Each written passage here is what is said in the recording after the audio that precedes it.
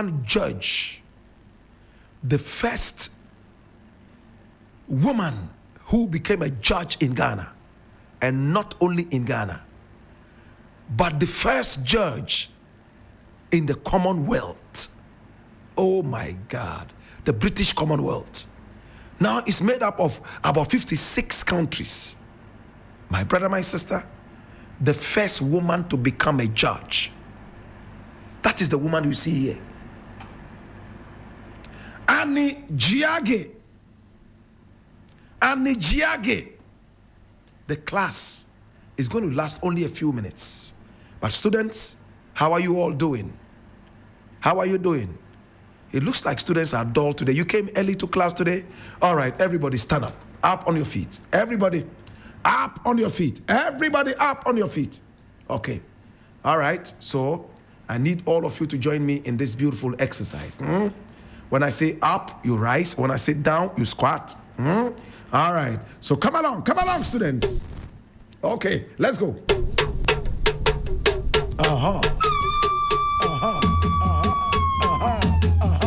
And up and down, and up and down, and up and down. To the left, to the right, to the left, to the right, and up and down, and up and down, and up and down.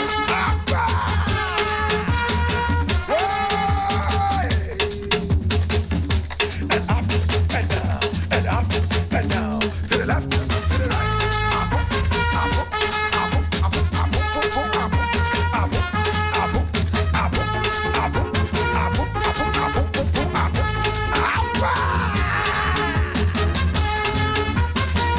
Students, are you ready for the class? Everybody up on your feet. Are you ready?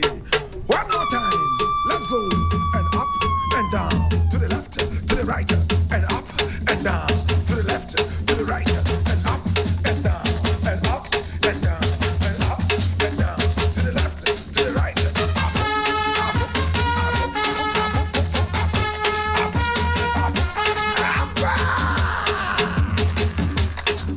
Okay, everybody sit down, sit down, sit down. Thank you so much. Who is still feeling sleepy? Okay, good. The class is going to last only 5 minutes. So I need all of you to be sharp and awake. If you are ready for the class, let us start now.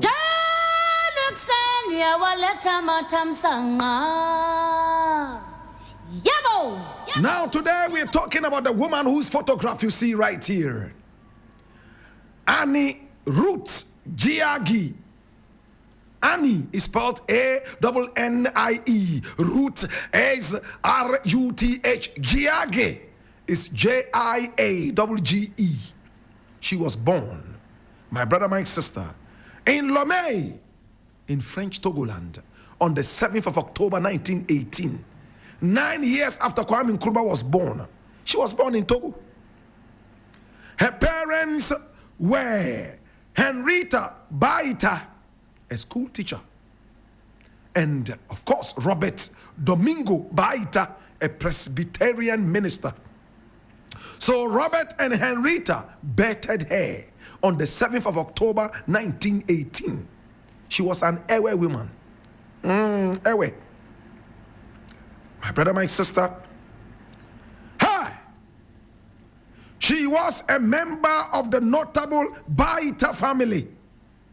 She was one of 8 children, though only Annie and her siblings, Christian, Lily, and William, lived to see adulthood. All of them died. All of them died. Out of the 8, only 3 of them survived. In fact, 4 of them, I beg your pardon. Christian, Lily, William, and Annie. 4 of them died before they reached adulthood. My brother, my sister, this woman at a very early age just loved education. She went to school in Keta. Oh yes, she did. My brother, my sister, she did. Her parents were educationists, so they wanted to be sure that their children would have the best of education. Her parents parents wanted her to have English education and not French education. Remember, she was born in Togoland, French Togoland. So they brought her all the way to the coastal town of Keta. Keta at the time was in British Togoland. You must note that. My brother, my sister, we had the French Togoland, German Togoland, and of course the British Togoland. So, Keta was in the British Togoland, and the parents brought our heroine today to come there and study English education. From there, she went to Achimota College and earned her teacher's certificate in 1937. She became the headmistress and teacher at the Evangelical Presbyterian Girls' School from when she finished school. From 1940 to 1946, 6 solid years. Now, there was a flood that came in and washed the whole Evangelical Presbyterian Girls' School off and away into the ocean. My brother, my sister, the girls had to move and relocate in the Evangelical Presbyterian School for boys.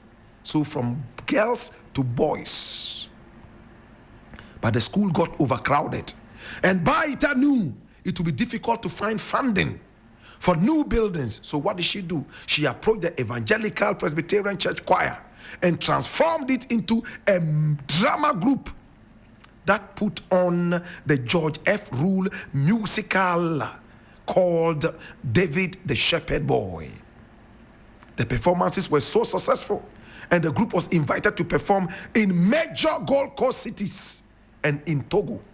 Baita was able to raise funds by just using the church's choir to build a new school for the girls in 1945. Jesus. 5 years after, the building came down. She also went to study in London. My brother, my sister, hey. She passed the London matriculation examination in the same year she built the girls' school. Hey, 1945. And she went to study at the University of London. Eish.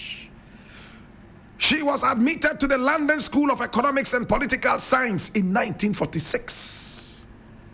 And that was where she went. Eish. She studied very hard. Then she went to study law and received her LLB in 1949 and was called to the bar at Lincoln's Inn the following year, 1950, long before independence. Eish. She participated in religious and social work during a free time in London. She also worked with the youth camps organized by the Young Women's Christian Association, YWCA. And when everything was over, hey, she returned to the Gold Coast the same year that she passed out as a lawyer, 1950, and became the very first woman to be a judge in the whole of the British Commonwealth, not only Ghana. Hey! She became a strong women's rights activist. Oh my God. She married Fred Jiagge on the 10th of January 1953. She gave up the bar and became a magistrate for the bench in June 1953. In 1954, she began regularly attending the conferences of the World Council of Churches. She loved the church. And that's her. That's a photograph there. And you see her there with only men. She was the only woman. And look at where her chair is. Outside the bench, the table. Can you see her? She was powerful. Aish. And she said in her own words, "Injustice eats me internally. I get very restless when I come in touch with it." Oh, Jesus, have mercy. This was the woman she was. My brother, my sister, powerful and strong. Jesus. My brother, my sister, This is it. Hear me now. My brother, my sister, this woman was so interested in women's activities. She secured an audience with the Ghanaian president, Kwame Nkrumah, and convinced him of the project's importance. What project are we talking about? She wanted to provide accommodation for women. Free accommodation. Once you are a woman, hey, you have accommodation. And Nkrumah was convinced. She spearheaded a successful campaign in 1961 that raised substantial funds for the YWCA Women's Hostel. That year, she became a judge of the High Court of Justice. From 1961 all the way to 1976, she was a council member of the University of Ghana. And in 1962, she was appointed to represent Ghana on the United Nations Commission on the Status of Women. She was all about women. My brother, my sister, she met princes, kings, and queens, and she was instrumental in the declaration of what? The Convention of the Elimination of All Forms of Discrimination Against Women in 1979. She fought for women. Hey, she was all about women. She also became a part of the Women's World Banking. Hey, my God.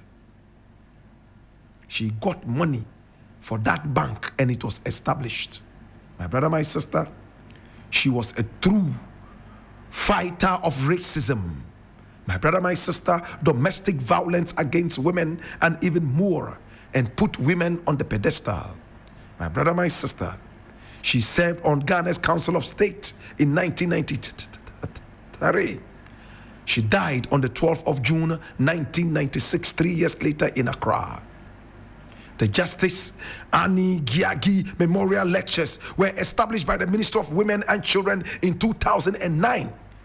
A boarding house, the Annie Jiagge House, formerly House 17, at her alma mater, Achimota School, was named in her memory. So when you go to Achimota School, there is the Annie Jiagge House.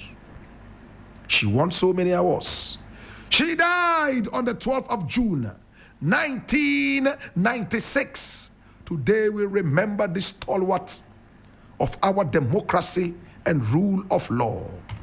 She died in Accra at the age of 77. Mami Waebi. Mami Waebi. Yeah, Mami Wunayami Kowate. Mami Waebi. Oh, Mami. Minubeko. Mami Minubeko Wate. Mami Minubeko. Mami. Yeah, Mami. Missy Minubeko Wate. Minubeko. In the burden of knowledge, I ask you.